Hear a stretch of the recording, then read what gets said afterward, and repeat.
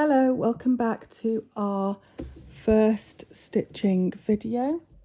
I have, as I showed you in the prep video, my 2 strands of embroidery thread on my needle, and I have tied a knot in the end. Now some people prefer to not use knots when they stitch, and that's completely fine, but I'm knotting it because it's the easiest thing for a beginner to do. We're going to start working, as you might have guessed, with the yellow flowers, and I'm going to stitch around the edges of the petals with a stem stitch. Now I think stem stitch and outline stitch are pretty much interchangeable, so here you could do either one of those stitches, whatever you preferred. So we're going to bring the needle up through the fabric and go down to make a first stitch. We're not going to pull the thread all the way through. I'm going to hold on to that loop out of the way. Now you need to choose whether you put it this side or this side. I think I'm going to put it this side, and that's really the only difference between stem stitch and outline stitch, is which side you put the loop. Then we're going to come up again, roughly in the middle of those 2 stitches. It doesn't have to be perfect. But I'm trying to show you well so that you can see. Let me just move this around a bit. Roughly halfway between those 2 stitches, and pull that stitch all the way through. And then we're going to go down half a stitch length longer than where we are.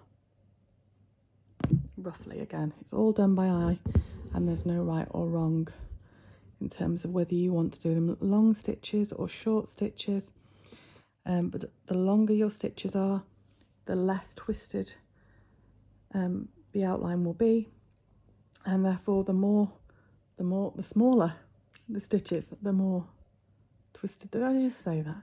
You get the impression. Long stitches, less twists; short stitches, more twists. And we repeat by coming up where the previous stitch finished. About half a stitch length forward again.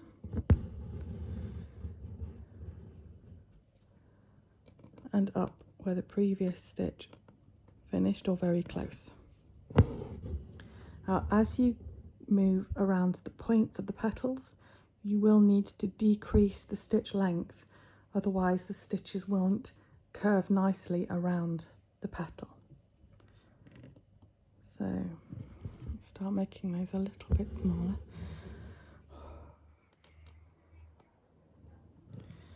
If there's background noise, it's because it's a very hot day in August and all my windows and skylights are open, so there may be some noise from outside.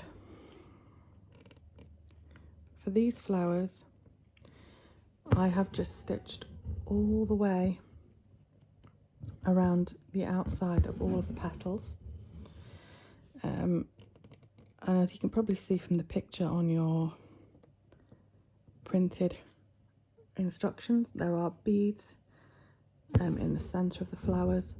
Again, that's just my suggestions or ideas. You don't have to use beads, you don't have to do anything in the centres, or you could obviously do something like French knots or Boolean knots or anything else that takes your fancy. That one was a bit too small,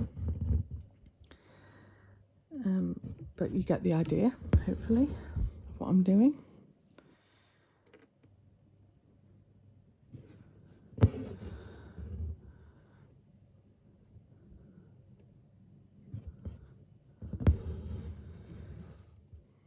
Just try and remember to keep your loop on the same side, even though when you move to the other side of the petal it's a little bit counterintuitive, so that's a little bit long there. If you do what I've just done and make a stitch that doesn't lie where you want it to, you can just come back in afterwards and pop a little tacking stitch to hold it in place where you want it to be.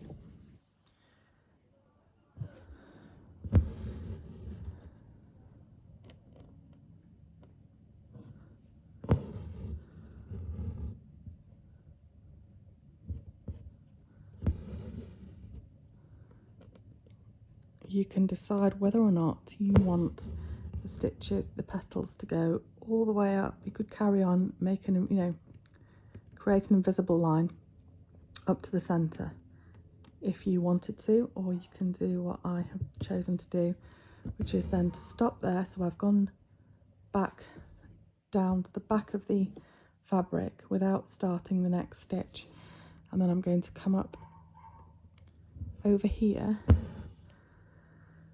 as if it were like a back stitch, which I will demonstrate later. But I work backwards, but then I can come up through the middle and start then working along down this petal as before.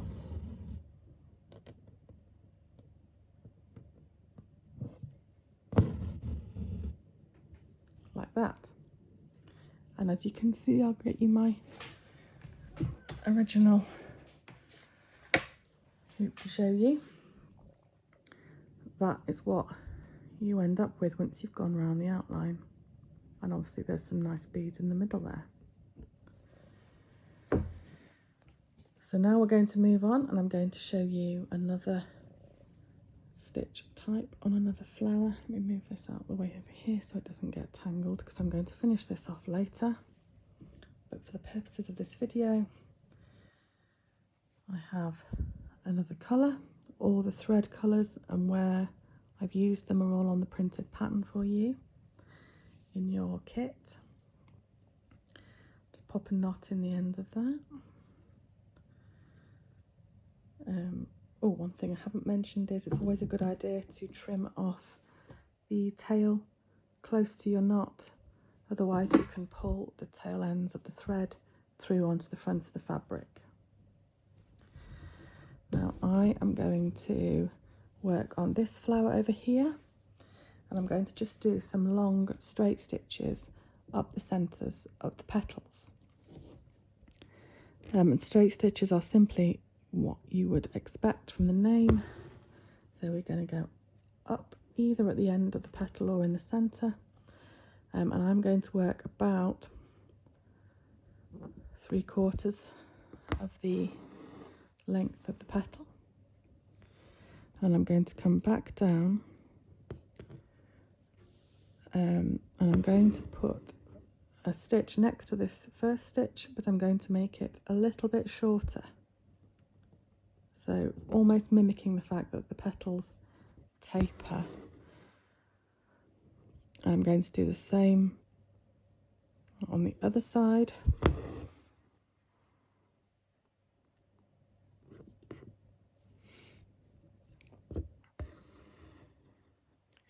And I'm going to repeat this process, but I'm going to make them slightly shorter again. It doesn't matter which side you work first, but it makes a pretty kind of triangular effect on the petal.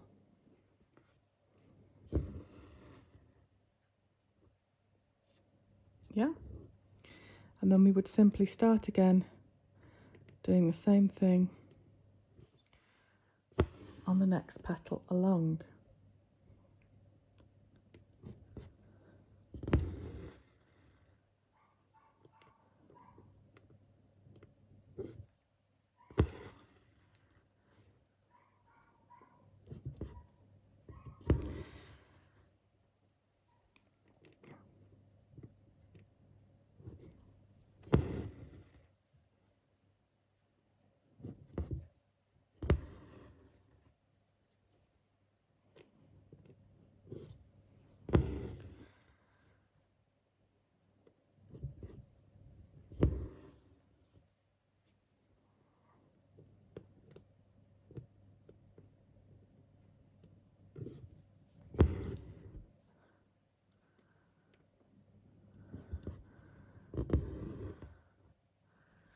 Like that. So there's 2 stitch types for you to try, either on these flowers or on different flowers if you prefer.